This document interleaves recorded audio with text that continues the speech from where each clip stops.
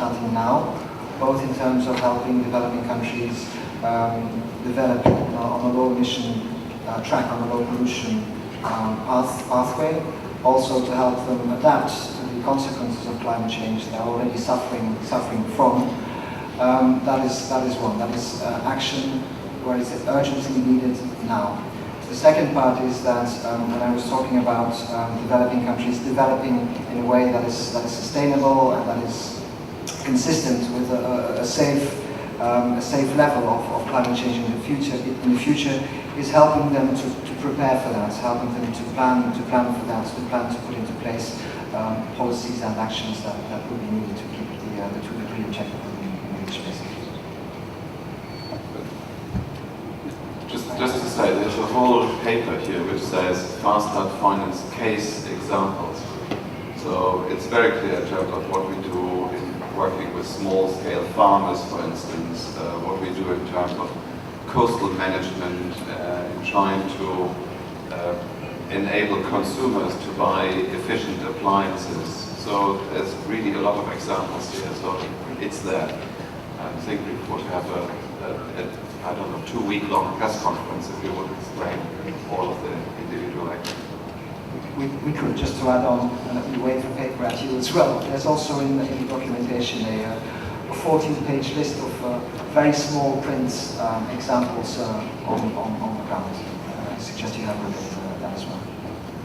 One example, which I know, and that is that we have a collaboration with the Ministry of the Environment in Mexico in order to improve the monitoring, reporting, verification system. In Europe we have a long experience. We have MRV introduced in the year 1992, all the legislation. So since then we have experience, and we will work with the Mexican colleagues to see where we can help them in gathering the data, in processing the data, in the reporting and the verification system. That's but just one example.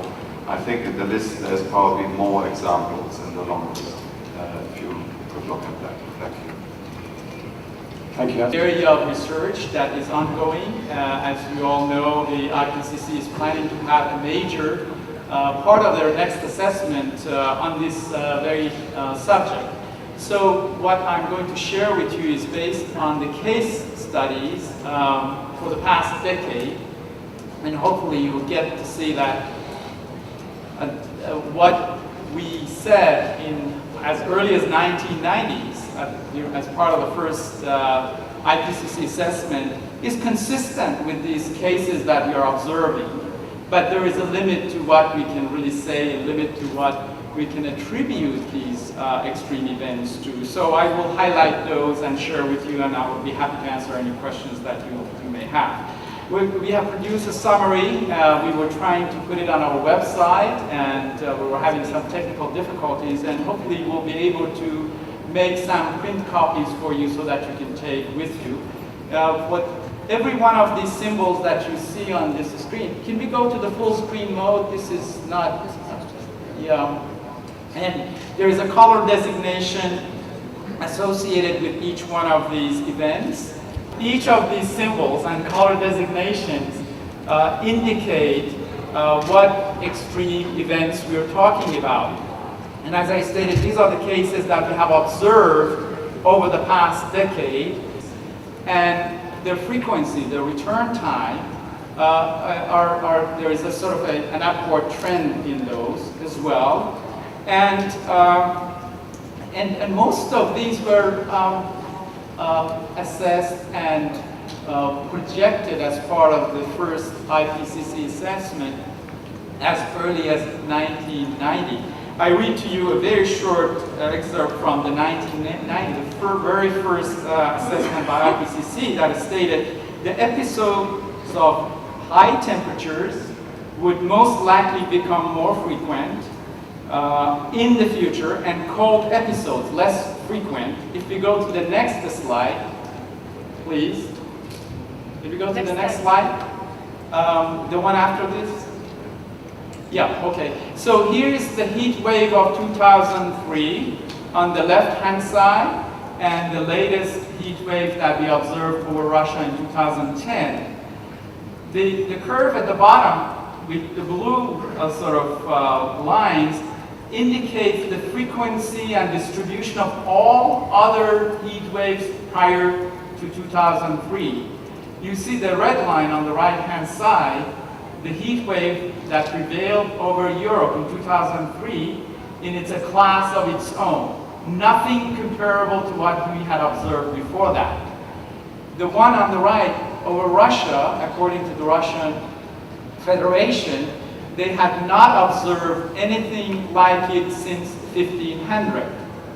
So basically, these events that are very large in magnitude are sort of different from what we have observed in the past, which again supports the statement by the IPCC first assessment and subsequent one that the frequency, magnitude, and the extent of these events are going to be different from what we have seen in the past. The number of heat waves has increased based on the observations in the past, and they have become more widespread, and the number of warm nights increasing, the number of cold nights is decreasing, the number of warm days are increasing, the number of cold days are decreasing. So again, the trend is toward warmer, and this warmth also manifests itself in form of drying the soil, evaporating the water from the soil, and creating more droughts in the interior of the continents. So there is a connection in that regard that the warmer temperature also will lead to some drought in the interior of the continents. So the next slide, if I may have the next one, again, please continue. And again, you will see that the record temperatures on the right-hand side at the bottom of the right frame indicates all the temperature records that Russia Federation has had on the record, and the last sort of red histogram shows you the magnitude of the temperature observed over Russia. It is significantly higher than what we had observed since 1500, so 1900 earlier in the century. So if you move on to the next slide. Now, there has been some more extensive research on the heat wave over Europe.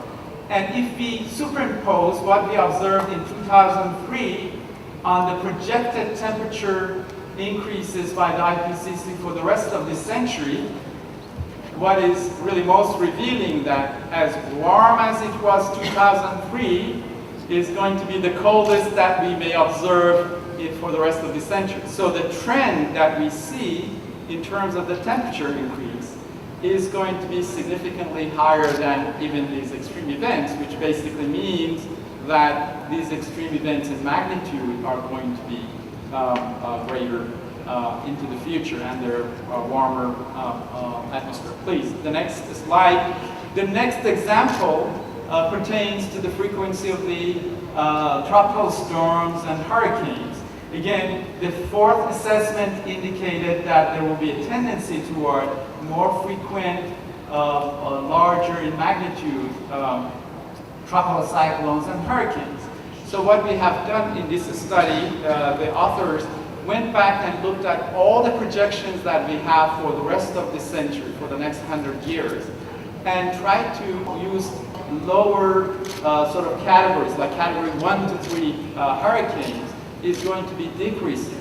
However, the number of hurricanes or tropical storms in the category of 4 and 5 that are more intense are going to increase. So the red histogram on the right-hand side shows the frequency of sort of stronger hurricanes in the projected models for the rest of the century. The blue and yellow are in the category 1 to 3 hurricanes. So once again, the projections indicate that under a warmer climate, we will see more frequent, higher intensity hurricanes and tropical storms. The next slide, because that's really the type of the examples that I have prepared for you. Let me just conclude by saying a few words in terms of what we know and what we don't know. Observed extreme events from the past decade are significantly different in magnitude and duration as compared with the historical records. These cases will be studied in detail.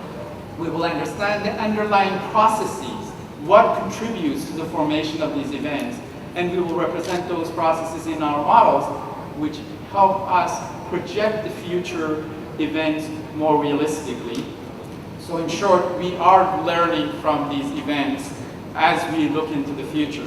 We cannot basically currently quantify or attribute with great certainty the influence of climate warming on extreme events. However, it is likely that in a warmer climate, the magnitude, frequency, and duration of these events will be different from what we have observed in the past. Once again, I hope it's clear that these cases more or less support that statement. It is naturally prudent to consider the best available information. At the moment, our knowledge is not complete, and frankly, this is an area of research that our knowledge will continue to improve in the future. So we really have to take advantage of the best knowledge that we have available to us as we plan for the national, regional, and global infrastructure in order to minimize the adverse impact of these events on the natural resources, on life and property. So that's really the mission of the WMO, and we will talk about the Global Framework for Climate Services. One of the services that this framework is promising to provide to the most vulnerable nations is provision of this type of information routinely for different regions around the globe. I said it very clearly in my last statement that we must consider what we know today in our planning for the future in order to minimize the adverse impact of these events on life, property, and way of life into the future. That was really my concluding statement.